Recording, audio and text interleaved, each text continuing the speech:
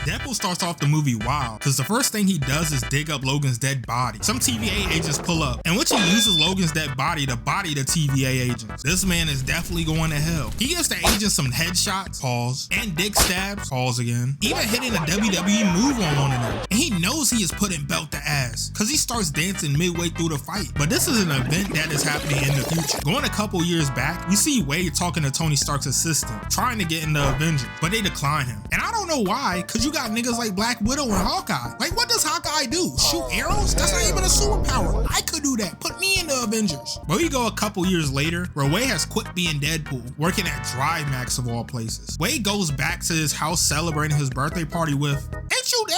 As he's enjoying the gathering, the same agents from the intro fuck it up by banging at his door like the police, then kidnap him. We then are introduced to Paradox, a pretty generic corporate villain, but he tells Wade that they need him for something. What is it? I don't know. But he's hugging Thor, so it has to be something important. So Wade gets assaulted by his tailor while changing into his costume, and Deadpool is back. Before he starts whatever his mission is, he wants to go back home to tell his family, but he finds out some terrible news. Every universe has what is called an anchor that pretty much keeps the universe alive. Generic suit villain tells Deadpool that his universe's anchor is dead, and Deadpool is like, "Well, that's a great honor, but I'm not dead. You thought I was talking about you?" Stop the cap. Stop the cap right now. Stop the cap. This Wolverine, you not that important, little nigga. Paradox is also using a time ripper in order to speed up his universe's death. So pretty much, Deadpool won't have a world to go back to. Deadpool does what any slightly crazy man would do and takes the device, teleporting to the intro of the movie. After that, he goes looking for other Wolverines to replace his world with, finding all kinds of ones. Street Wolverine, classic Wolverine with Hulk before he turned to a pussy, Henry Cavill Wolverine, Rich Wolverine, Red Dead Wolverine. They even got a Castanet Wolverine. All this leads him to a bar where there's another Wolverine. He starts talking to him, and after the threat of attempted murder, he gets him to agree to go back with him. They get back to TVA, which is bold since Deadpool went on a kill streak not even 1 hour before this. He has a Wolverine to replace his world, but Paradox tells him that he's the sorriest Wolverine, and if it was any other version, he would allow it. Deadpool finds out that they're running a time ripper without permission and threatens to snitch before getting zapped away with Wolverine. Wolverine is pissed, so he decides to fight Deadpool. And some of the moves they pull off is kind of tough, like Deadpool popping up the clips, catching them midair, and cocking both guns back with his suit, catching his sword midair, catching Wolverine's claws, weaving his claws. And the low-key seems like I'm dick riding Deadpool, but these are the only tough moves I saw. Wolverine's about to take Deadpool's head off until Deadpool mentions that the TVA could fix his universe. That's when we see some mysterious man along with some big-ass cars drive by. And that's not Chris Evans? Are they bringing Captain America back? Sorry, what now?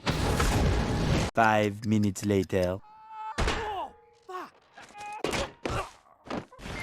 They really brought out Johnny Storm just to get no div by Pyro. All three of them get captured when we find out that the place that they're in is called the Void, where useless and rogue heroes go to get eaten by Goliath. That's when they're taken to an Agent 47 cosplayer, Cassandra. Deadpool starts running his mouth and lying on Johnny's name, and damn, she just snatched his fucking skin off. Deadpool slows down to ask her how to get out of here so they could save his universe. Wolverine decides to attack someone who could rip someone's flesh from their body and gets literally put in the ground. She goes to sort through Deadpool's brain until she gets stabbed by Wolverine. But like your ex in bed, she was faking, sending Goliath to devour them. But in some Looney Tunes ass way, they get away. We see them walking in some random places when we meet a dog in a Deadpool variant called Nicepool. He is always nice and smiling for some reason, and of course Deadpool being Deadpool doesn't like him, telling him that if anything ever happens to him, that he can take care of his dog. Remember this for later. Nicepool lends them his car, so they start driving to the Borderlands in hopes to find someone that can help them out of the void. He asks Wolverine what he's gonna do if he's able to fix his world. Wolverine, being a Hall of Fame crash out, pulls over, stabs him, and tells him that he won't ever be shit. So they start fighting, manually changing the radio and stabbing each other. And look at this man Wolverine, that's pure joy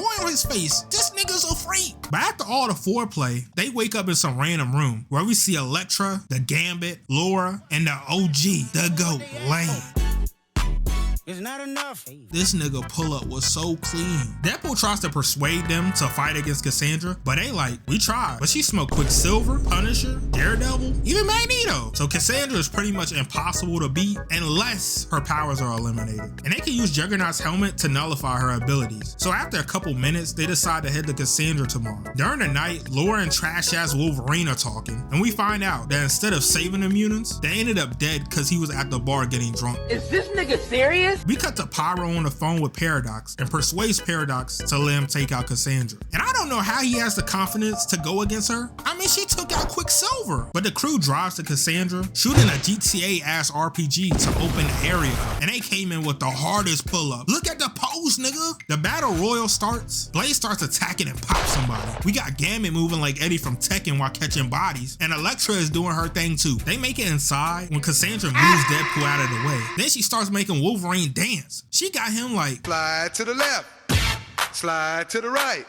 After this, she starts going through his mind when we find out that in his universe, the X-Men are dead. And this man became a serial killer. This really is the worst Wolverine. As this is happening, Laura has Juggernaut's Achilles looking like a sliced chicken breast and throws Juggernaut's helmet to Deadpool, nullifying her powers. And right as they put it on her, Pyro comes and shoots the fuck out of her. Then he starts going through some villain monologue and, shut your ass up, that nigga talk too much. So with Cassandra on the brink of death, she's still threatening to kill them, but they have to take the helmet off because she's their only way out. But if they take it off her, then they'll probably turn into Human Torch. But Wolverine decides that it's worth the risk, and because they saved her life, she decides to use Doctor Strange's sling ring. Also, I forgot to mention that she killed a Doctor Strange too. With this, Wade and Logan are able to escape before Alive kills them. Cassandra asks Pyro why he was here, and he tells her that Paradox sent him to kill her. This angers her since TVA and her have an agreement that as long as she's in the void, they won't come after her. We cut the Paradox running towards Deadpool and Wolverine, but is greeted by Cassandra, who snaps Pyro's neck. She then searches through his mind and finds out about the Time Ripper, flicking Logan away like a roach. She wants to use the Ripper to eliminate every universe until the void is the only place left, which seems terrible. Look at this place. Y'all got no food, no activities, and some hungry monster on the loose. Deadpool and Wolverine get up when we see Nicepool, followed up by about 100 other Deadpools. These dummies want Cassandra to complete her mission since she's the boss supposedly, and start shooting at them. And Deadpool uses Nicepool as a meat shield, ending up in him dying. And I want to remind y'all of his healing factor. So he did this just to get rid of Nicepool. Deadpool is a hater. This leads to Wolverine putting on the mask and starting a 2v100, stabbing and shooting their way to a bus, turning this into a slasher film, and jumping out the window for no reason. They tried their hardest for a wallpaper pose. But these Deadpools of course get up. But before going in for round 2, Peter shows up stopping the fight because supposedly he's a legend with every Deadpool. They head inside. Paradox tells them that the machine is powered by twin matter and antimatter and blah blah blah. Pretty much one of them has to hold two things to stop Cassandra, but it would destroy their body,